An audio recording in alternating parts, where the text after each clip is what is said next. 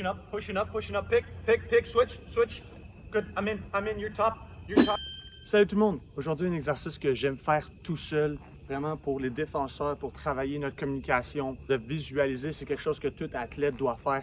Les professionnels font ça. On va s'imaginer que je joue de la défensive, que j'ai un coéquipier. Souvent, je le fais juste avec un two-man game. Donc, s'il y a juste deux joueurs de notre côté, puis je vais m'imaginer qu'il y a deux joueurs à l'offensive qui, eux, font des jeux. Puis moi, je vais communiquer, puis en même temps, je vais jouer comme s'il y avait des pics, tourner autour des pics. Donc, très important.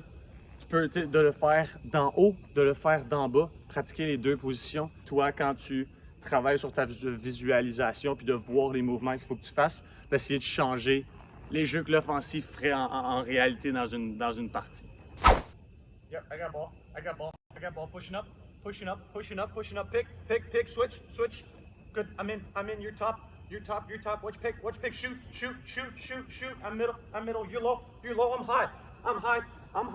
Watch pick, switch.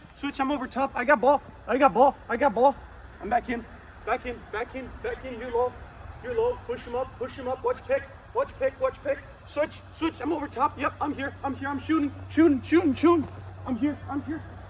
Yeah, I'm low now. Yeah, push him down. I got ball. Coming up. Yep, pick, switch. Yeah, I'm here.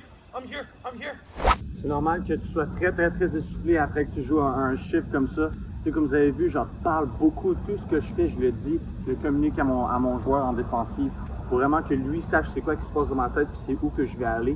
Comme ça, lui il peut garder l'autre position et s'assurer qu'on couvre toutes les zones de notre défensive. Vous l'avez peut-être pas vu. Allez voir ça sur notre page, on a une vidéo où ce que je parle justement, j'étais à la pratique des Kodiak Junior C de la Rive-Nord. Je leur parle exactement de ça, où ce que faut parler et communiquer le jeu qu'on veut faire, de comment on veut jouer notre défensive très tôt, en avance, pour donner du temps à notre joueur, de lui pouvoir réagir puis de se placer à la bonne position. Si je lui dis trop tard, il va pas avoir le temps de faire son jeu puis de bien jouer notre défensive, puis ça va un petit peu tout scraper ce qu'on veut faire. Donc vraiment, parler tôt et fort pour lui dire tu vas être essoufflé, c'est ça qui rend la défensive de boxe très difficile. Oui, tu as moins besoin d'un bâton souvent que les gens pensent, mais le cerveau doit quand même très être là et être capable de jouer comme il faut.